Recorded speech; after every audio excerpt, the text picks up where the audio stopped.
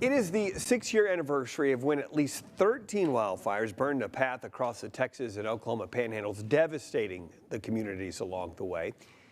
KMR Local 4's Jack Kessler has more on today's anniversary and how the hardest hit communities are responding. It's been 6 years since at least 13 wildfires scorched across the high plains. Those fires came at the end of a devastating string of wildfires which stretched across the high plains from the end of February into March.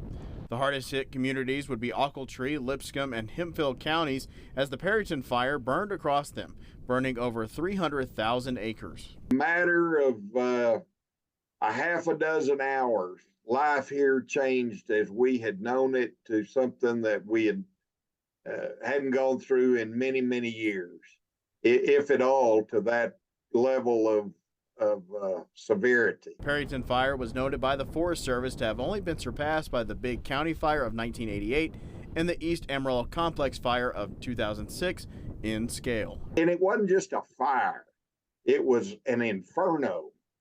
It was so hot, we saw metal T-posts that were melting from the top down. I mean, I've been around a lot of fires my whole life, but I've never seen anything that hot. Altogether, the fires on March 6 would burn more than 1.3 million acres. They would also kill 4 people, about 4,000 livestock, and the total damages were estimated to be around $25.1 million. Andy Holloway with Texas A&M AgriLife Extension Service in Hemphill County says the community is still recovering 6 years later. But Holloway says the community is tough, and they don't give up that easy. My dad used to say, it's attitude, damn it, attitude.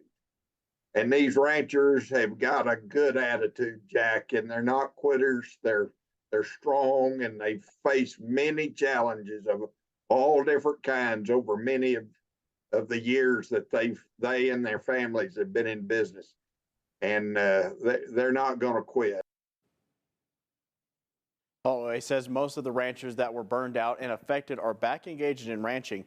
He says it doesn't know of any ranchers that were forced out due to the fires. Live in studio, Jack Kessler, KMR Local 4 News. Andy? Jack, thank you. As we are coming off of this 6-year anniversary, Chief Meteorologist John Harris says through the rest of March, we'll be looking at a dry month, and that March typically is bad for wildfires. He says the best thing you can do right now is to be prepared on those red flag warning days.